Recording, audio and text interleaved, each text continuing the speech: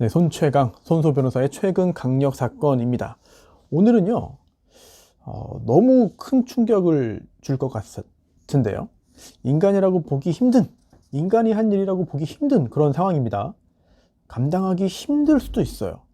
뭐, 범행 현장이 참혹하거나, 뭐 엄청나게 잔인하거나, 피 튀기거나, 이런 건 아니에요. 하지만, 내용을 놓고 보면, 그 어떤 사건보다 잔인합니다. 그 어떤 사건보다 충격적입니다. 그래서 감당하기 힘들겠다라고 하시는 분들은 지금 그냥 밖으로 나가시는 게 좋지 않을까 싶습니다. 자, 이 사건 2016년 1월에 발생한 사건인데요. 강원도 철원군입니다. 당시 아들이 엄마를 죽였어요.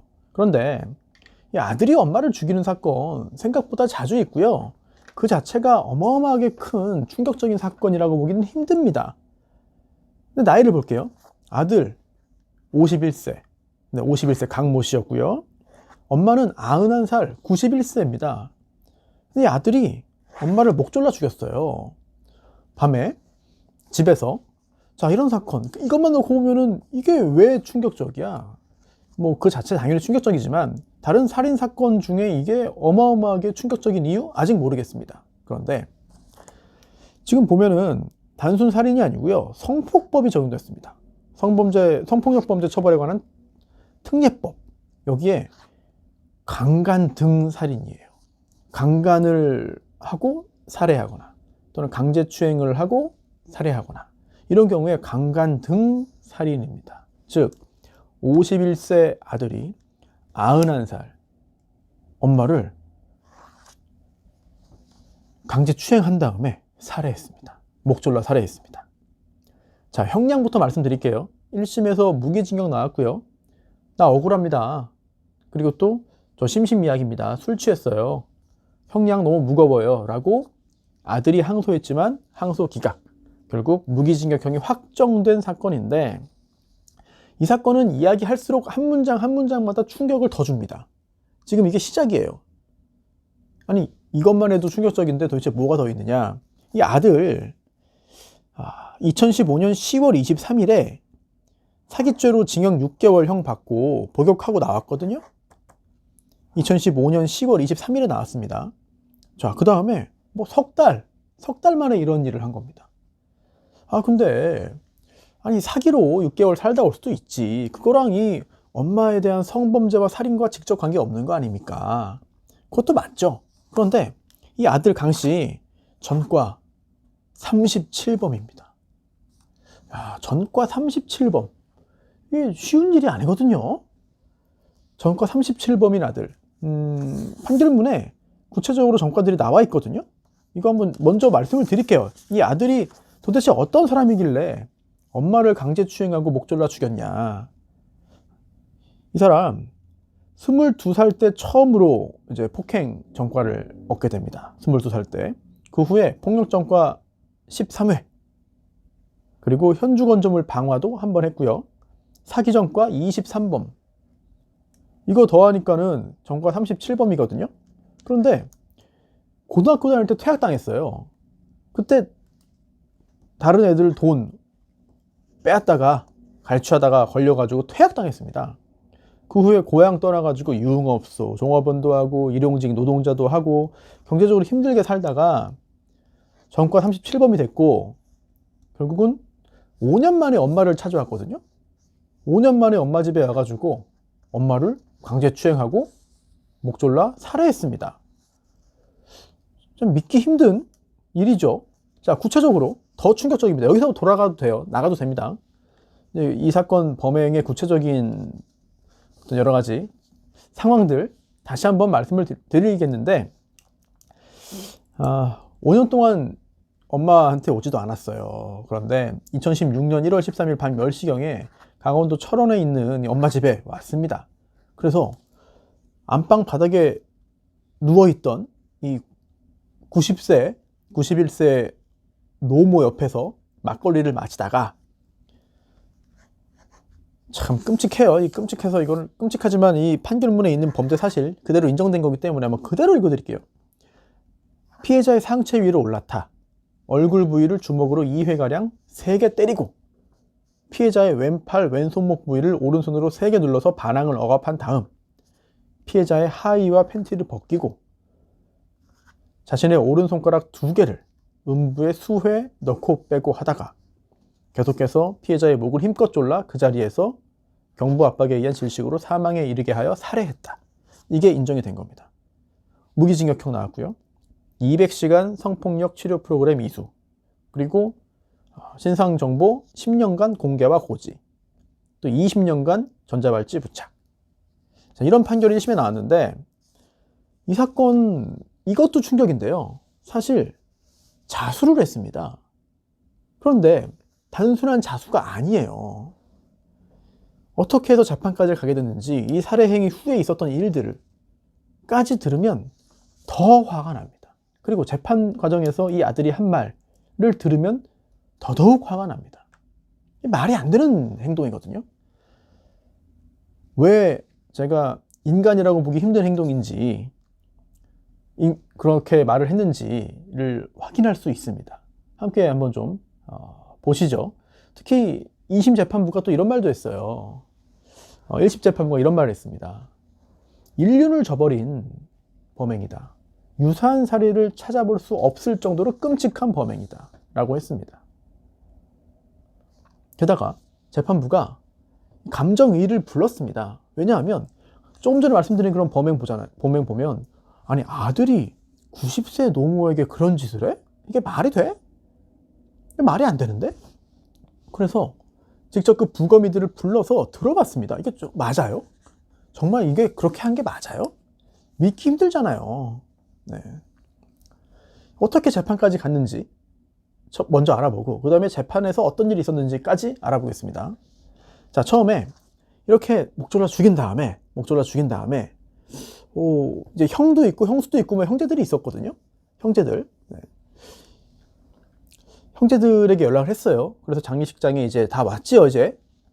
빈소에 다 왔는데 여기에서 형한테 이렇게 얘기한 거예요. 사실은 엄마가 힘들어하는 것 같아서 내가 편히 보내드렸다. 좀 전에 했던 그런 행동들을 싹 빼버리고 그냥 내가 편히 가시게 했다라는 건데, 당시 뭐 허리 디스크도 있었고 뭐 심혈관 심장질환도 있었고 건강이 좋지 않았던 거는 맞습니다. 네, 맞아요. 그건 맞거든요. 그런데 그러다니까 형이 차라리 자수해라. 이거 솔직하게 자수하는 게 낫지 않겠냐 라고 말을 해서 자수를 한 겁니다. 근데 자수 뭘 했냐? 그냥 편히 가도록 목 졸라 살해했다, 보내드렸다, 편하게 보내드렸다 라는 것만 자수한 겁니다. 그래서 당시 언론 보도를 찾아보면은 이제 강원도민일보, 이게 뭐 오보라고 하는 건 아니에요. 2016년 1월 16일, 그러니까 살해한 다음에 뭐 약 이틀 정도 후에 나온 그 기사를 보면은 제목이 페르나들의 잘못된 선택입니다. 그런데 지병을 앓던 구순 노모를 살해했다. 오랜 기간 지병 앓아온 노모, 그리고 그로 인해서 고통받는 가족들을 위한다는 잘못된 결심이었다. 이런 게 나왔습니다. 이런 게 나왔거든요. 잠을 자고 있는 사이에 덮고 있던 이불로 얼굴을 가린 후에 목 졸라 숨지게 했다. 그래서 가족들에게 이 사실을 알리고 장례 절차를 논의하는 과정에서 이제 장남이 형은 이제 각별했어요. 엄마하고. 형이 이렇게 말한 거죠. 동생한테.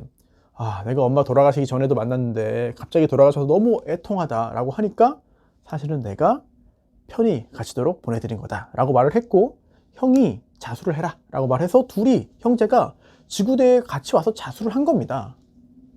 그리고 경찰이 조사해 보니까 실제로 심장질환들은 앓았고 거동이 불편했다 라는 거거든요.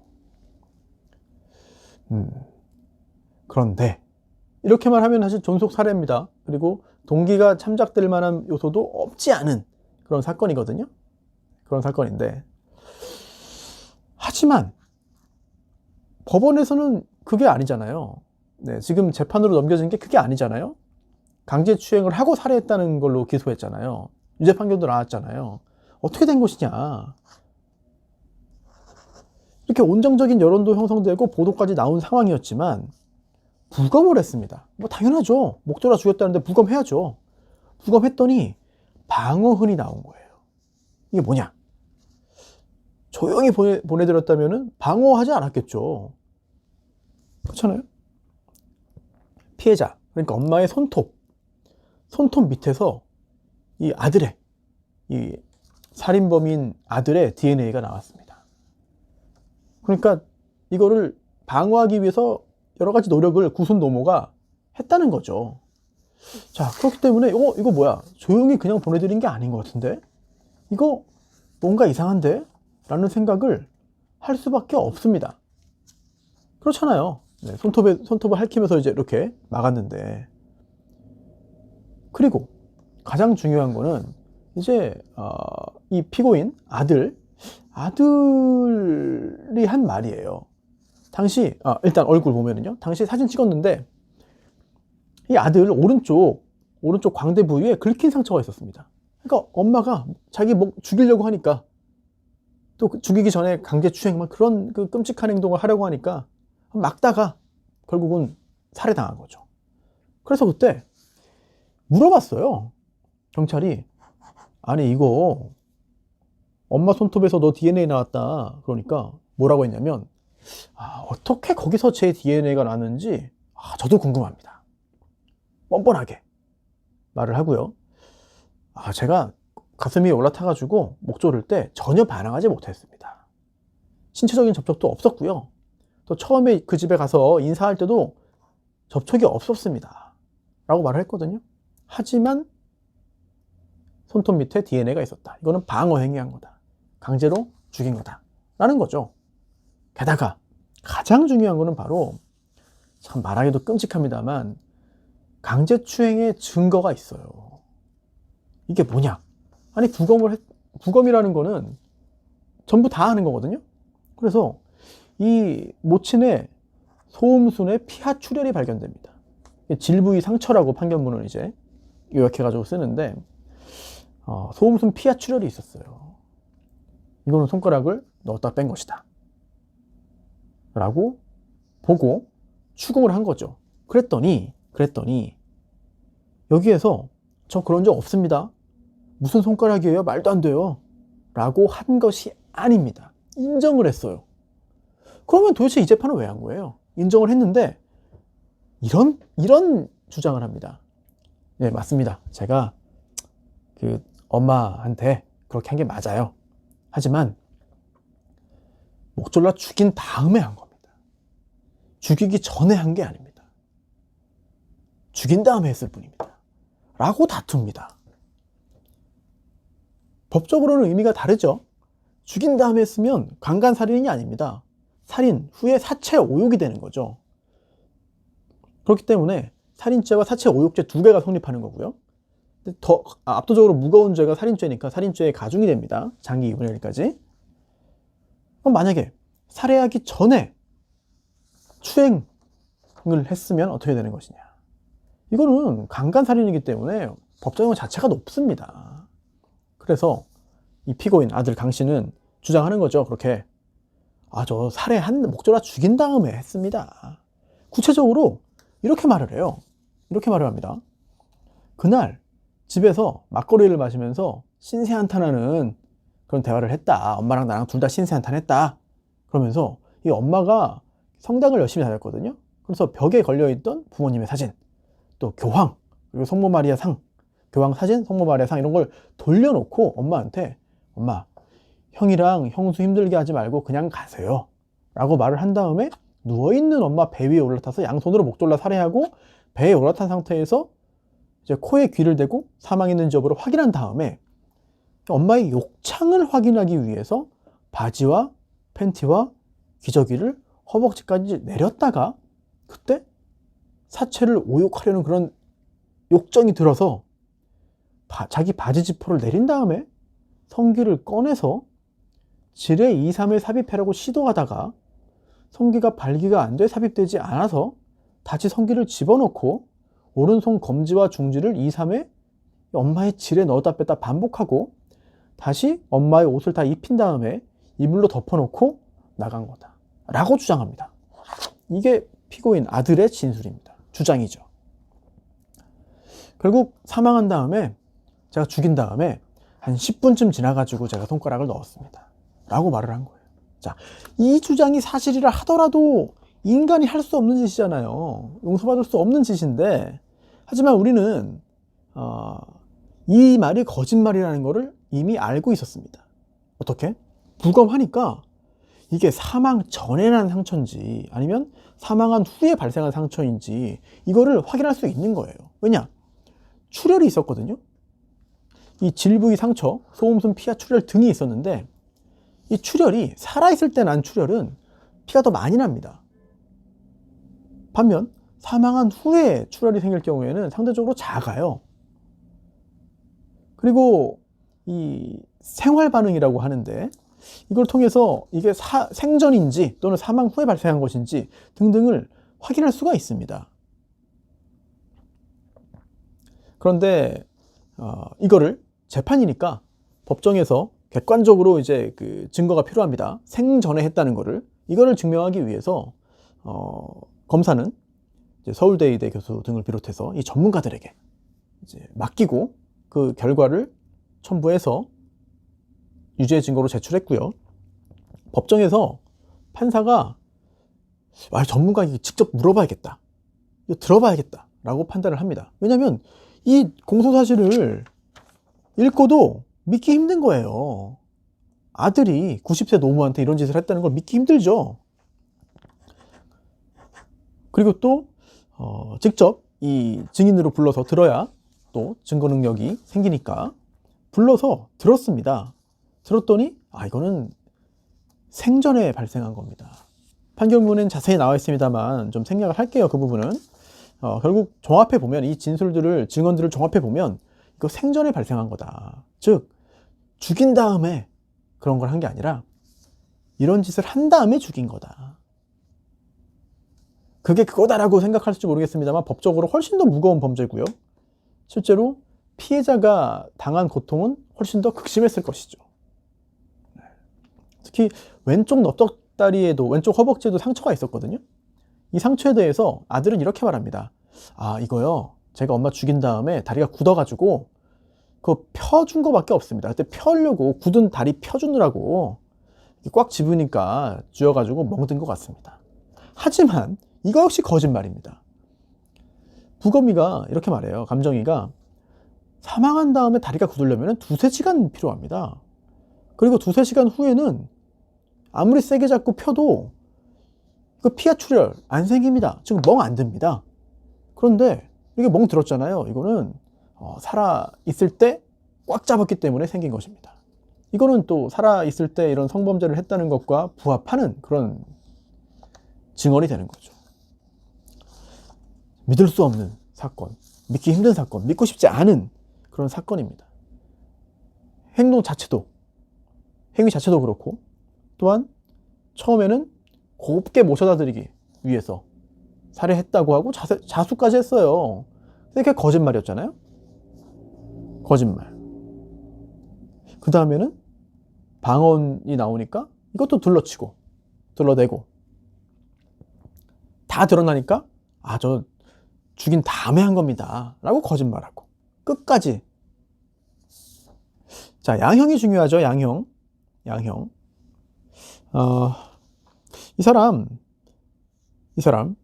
이제 재범 위험성 평가 도구 적용했더니 총점이 19점에서 21점 나왔습니다. 이거 재범 위험성 높음이에요. 높음.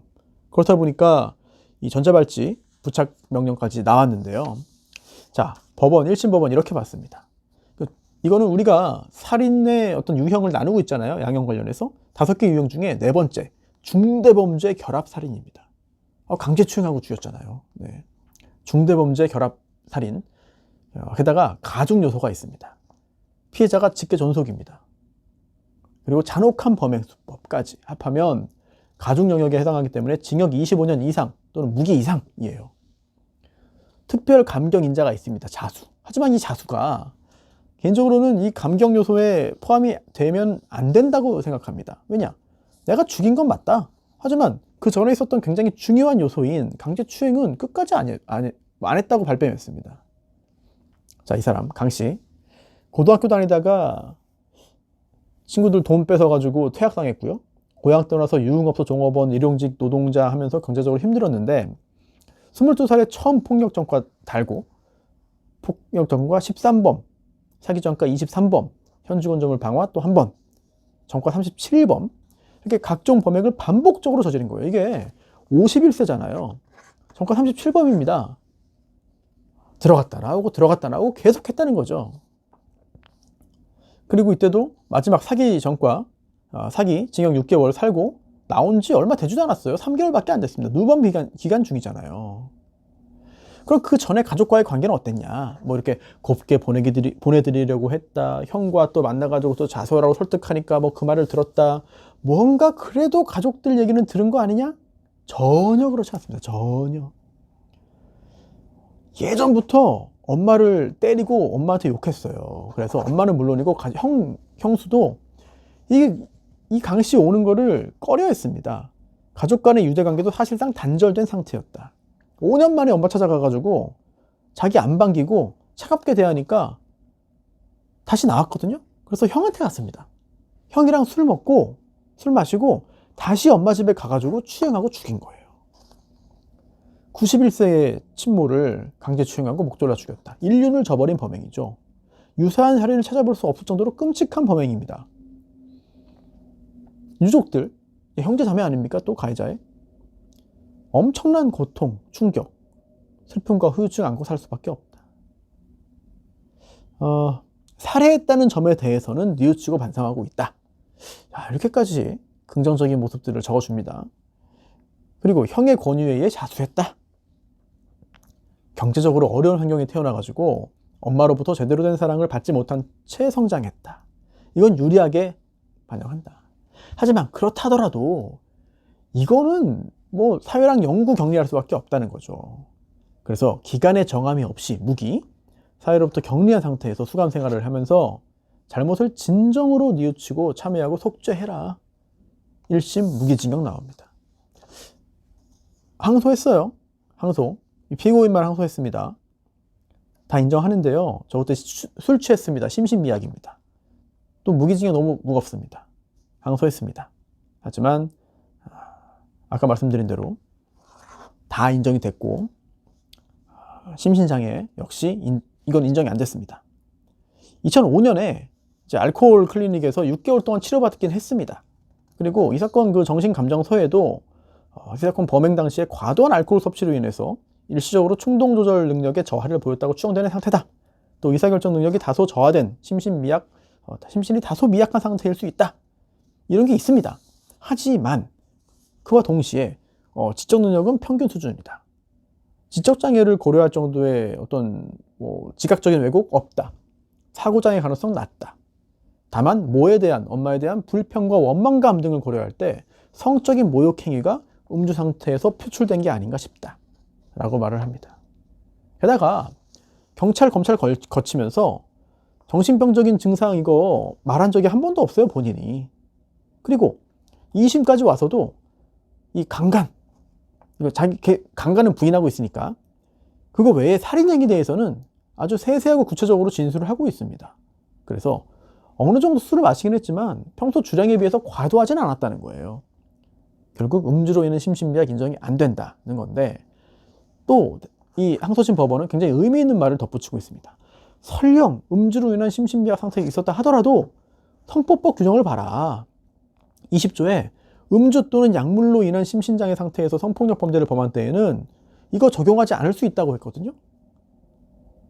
스스로 음주를 했고 술 취한 상태를 자초해서 이런 행동을 했기 때문에 적용하지 않음이 타당하다는 거예요. 실제로 심신미약도 아니었지만 심신미약 상태라 하더라도 이런 성범죄의 경우에는 적용하지 않겠다는 거죠. 감경을. 이면 타당합니다. 네. 그리고 양형 이거 무기는 너무 센 거 아닙니까? 라고 말했지만 웃기지 말아라. 말도 안 돼. 무기 과하지 않아. 타당해. 라고 말을 합니다. 뭐 흉기가 동원되지 않았지만 그 어떤 범행보다 참 끔찍한 범행이죠. 믿기 힘든 범행입니다. 믿기 싫은 범행이기도 하죠. 51세 강씨, 91세 친모를 성적으로 욕보이고 목졸라 살해한 다음에 끝까지 범행 사실을 부인합니다. 과학적으로 사망 전에 그렇게 한 것인지 사망 전에 한 것인지 사망 후에 한 것인지는 어렵지 않게 구분 가능하고요. 과학적 증거가 명백하게 있습니다. 그런데도 끝까지 부인하거든요. 그 부분을 인정했어도 무기징역이 나오지 않았을까 싶긴 한데, 어쨌든 말도 안 되는 행동, 용서할 수 없는 행동을 한 이 51세 강씨, 무기수가 돼서 현재 복역 중입니다. 끔찍한 상황을 전하는 걸로 끝나면 안 될 것 같아요. 이 사건 반성할 게 있습니다. 전과 37범이거든요. 물론 성범죄나 이런 다른 사람을 살해한 경우는 없어요. 적어도 전과에는 없는데, 이 전과 37범이라는 게 어마어마한 거거든요.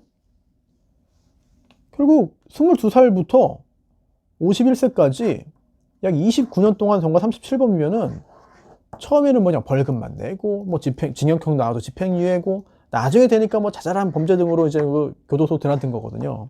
37범 29년 동안 37범. 네. 우리 사회가 이런 사람들을 어떻게 해야 되는가. 아무리 잡범이고 자잘한 범죄이고 중한 범죄가 아니라 하더라도 이렇게 범죄와 함께 인생을 보내는 사람을 어떻게 해야 되는 것인가. 참 고민거리가 많습니다. 이런 잡범이 언젠가는 강력범죄로 가는 것인가. 그러면 우리 어떻게 대응해야 되는 것인가, 어떻게 했어야 하는가. 고민거리가 상당히 많아질 수밖에 없는 사건이에요. 이런 고민거리 우리 모두의 고민이거든요. 특히 법률가들, 또 국회에서도 입법 차원에서도 고민을 좀 많이 해야 되고, 사법부 역시 마찬가지입니다. 이게 참 굉장히 어려운 문제죠. 네. 지은 죄에 대해서만 벌을 줘야 되는데 앞으로 뭐 할 것 같다라는 것을 어떻게 대응할 것이냐. 위헌 결정 받아서 사라진 옛날의 그런 법들을 다시 도입해야 되는 것이냐. 굉장히 좀 어려운 숙제를 안겨주는 끔찍한 철원 91세 친모 강제추행 살해 사건을 함께 알아봤습니다.